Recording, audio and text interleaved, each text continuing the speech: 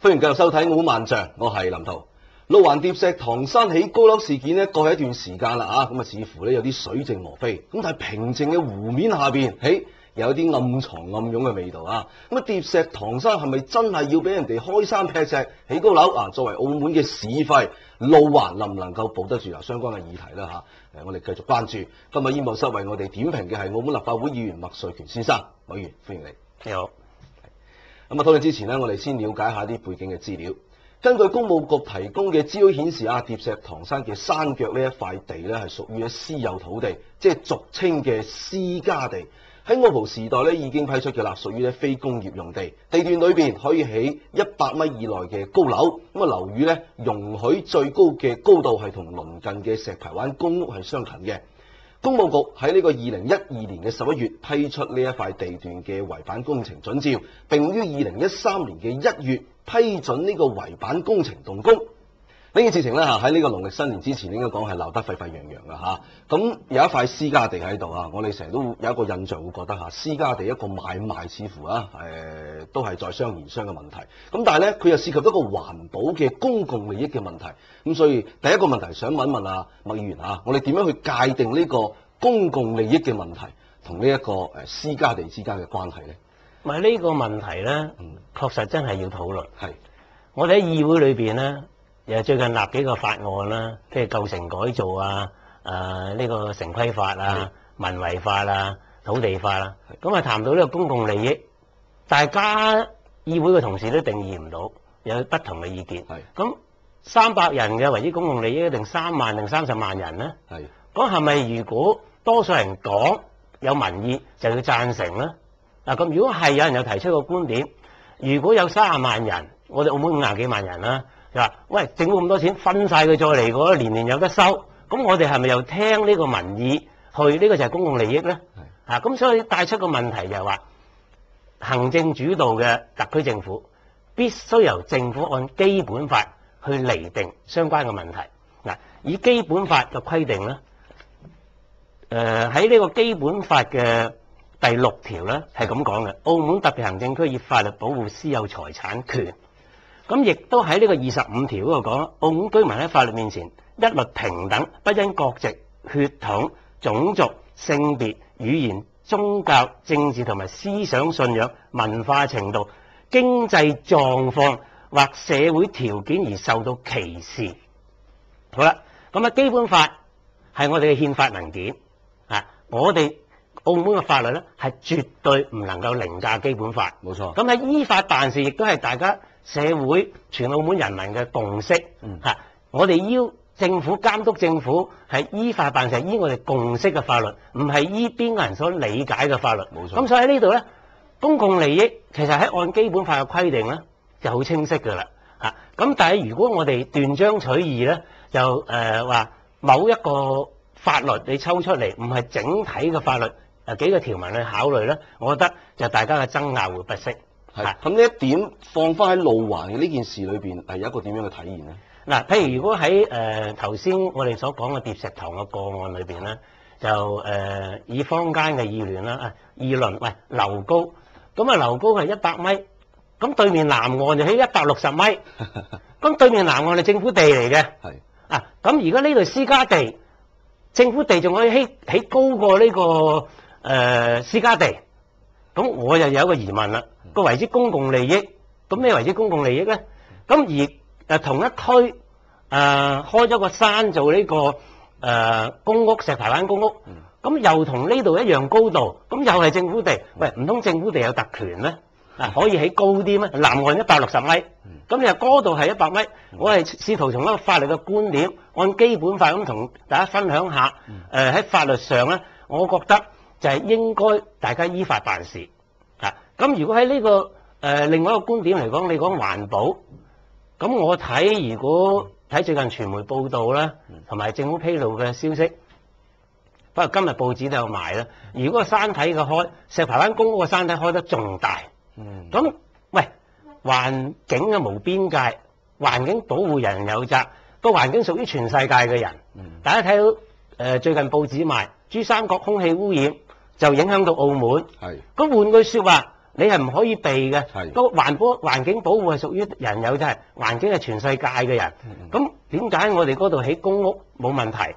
嗰度起就係咁大嘅公共利益有衝突咧？咁即係最主要問題唔喺呢度，係因為係石排灣公屋係通過咗環評嘅。立法會已經討論過，通過環評咁起得啦。即係山體嘅破壞咧，其實我哋通過充分嘅評估咧，唔一定咧就係話對人類有影響。坦白啲講啦，而家我哋嗰5幅地填海，如果嚴格嚟講破壞生態咧，仲嚴重啦。不過一個顯性，你就睇到有個山喺度。如果喺海洋嗰個污染係咪更大先？咁但係亦都唔使驚喎，因為廣東省亦都評估過咧。係呢個填海，亦都係對環境嘅保護咧，喺控制嘅範圍裏邊。因為環保最重要嘅概念咧就係可持續發展。冇錯，只有你個補償機制咧，有得解決呢個問題啊。係咁，即係我理解阿麥議員嘅講法咧，就係話其實環保係需要嘅，但係咧都要喺一個可控嘅範圍之內，可以進行一種可持續嘅發展。而且咧，環保嚟講咧，唔單止係對私家地適用，應該對公家地嚟講都要一視同仁啊，依法辦事。咁呢方面咧，其實有一個疑問啊，就係話澳門咧，其實喺環境保護法裏邊係嚴重滯後喎。呢個麥議員係啊。咁呢樣嘢點樣我哋去做翻好咧？好簡單。即係其實任何法律，當佢覺得有需要定個規矩出嚟嘅時候，到出籠咧，其實呢個社會係發展咗，必定都有相對滯後。咁必須咧，我哋要揾翻個立法原意同埋依據，就係科學嘅數據啊嘛。咁喺現階段，你官員行使嘅酌情權咧，其實好簡單咧，就係通過一個科學嘅數據去作決策。而家應該建立一個環評嘅機制。甚至乎咧就係話我哋要加速建立個標準，因為立法需時。咁有個標準嘅時候，我哋對比個標準對我哋有害冇害，就唔好你講一句佢講一句，或者你認為有害佢認為冇害。科學㗎嘛，科學只係一個答案。點解我哋唔用個科學嘅數據去作決策咧？咁我哋成日叫政府依法辦事，咁嗰頭突然間我覺得你覺得佢唔好停，因為呢個公共利益。你代表公共利益定50萬人為之公共利益咧？我覺得都係值得商榷。最重要就係依基本法所決定嘅公共利益係乜嘢？即係當然啦，就係以一個法治嘅社會大家用數據説話，大家用呢個法律説話，呢樣嘢可能對成個政府嘅管治同埋佢嘅威信嘅提升都係一個非常之好嘅好處係咪？我覺得咧呢個只係其中冰山一角嘅話題。以後喺我哋嗰個澳門個經濟急速發展嘅時候咧，城市建設係少不免嘅，都係面對呢個法律法規滯後嘅問題。點解我哋唔快啲建立一個科學嘅數據，同埋政府揾多啲專業團體、獨立嘅第三者俾多啲意見呢？坦白講，如果喺區域合作呢個概念，我哋再諗諗嘅就係話，我哋可唔可以將我哋嘅補償機制嗰個綠化同周邊互補咧？舉個例，而家我哋嘅雀鳥林嘅雀鳥，而家我哋好希望佢留喺呢個蒲韻。咁但係如果橫琴嘅長隆動物園做好，咁佢嗰度都係動物園，呢個環境良禽擇木而棲啊！你留得佢住咩？啱先？咁仲有嘅一個好嚴重嘅問題，如果我哋唔全面咁去考慮呢個環境保護，好啦，我就要啲雀仔留喺度咁啦。我哋要反思一個問題，如果禽流感嚟嘅時候，佢離我哋咁近，咁到時真係再有個禽流感嚟，我哋唔要啲雀鳥定唔要我哋成班嘅澳門居民咧？咁大家唔會係有危機感咁長遠啲咁考慮嘅問題。環境係無邊界嘅，總之我哋保留咗呢個物種喺度咧，就唔應該話為我哋局部嘅利益嚟考慮，係整體。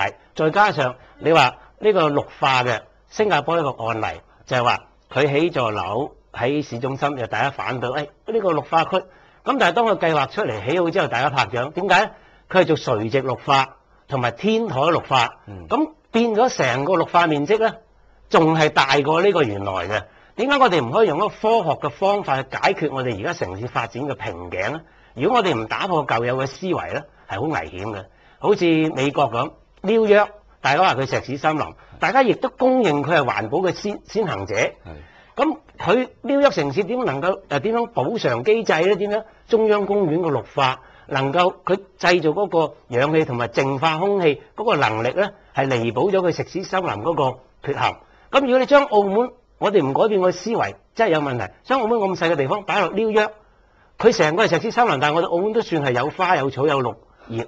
咁點解我哋唔用個補償嘅機制嘅概念去諗咧？呢啲係而家現代城市規劃同設計者嘅研究嘅心血結晶嚟嘅。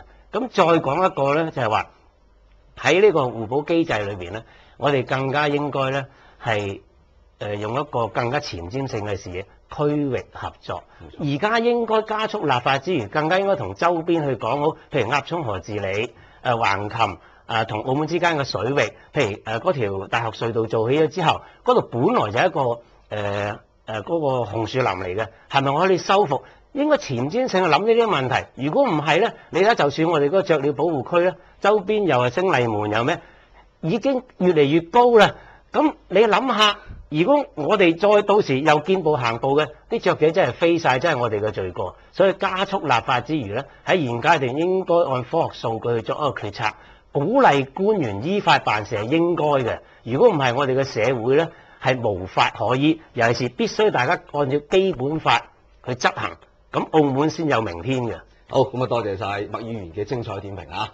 我哋今日同麥議員探討咧就係環境保護需要一視同仁嘅依法辦事啊，需要咧科學嘅數據作為一個依歸。嗱，呢啲當然係非常非常之重要嘅，但係我覺得即係我哋能唔能夠暫且將以上依法辦事、科學數據當成我哋環保嘅第一種層次，必須要咁做嘅，最基本你都要做到呢一點。但係我哋能唔能夠喺呢一方面對自己有更加高嘅提高，或者講喺環保方面對自己有更嚴格嘅要求？因為數據唔能夠代表人嘅感情，數據亦都唔能夠代表人嘅集體回憶。對於路環，大家有感情嘅；對於路環，澳門人係有集體回憶嘅。嗱，數據冷冰冰，但係人嘅感情同埋回憶係有血有肉嘅。所以我哋喺環境保護嘅層次上邊，應該要提高到如非必要，唔能夠咧輕易破壞山體或者陸地咁嘅高度。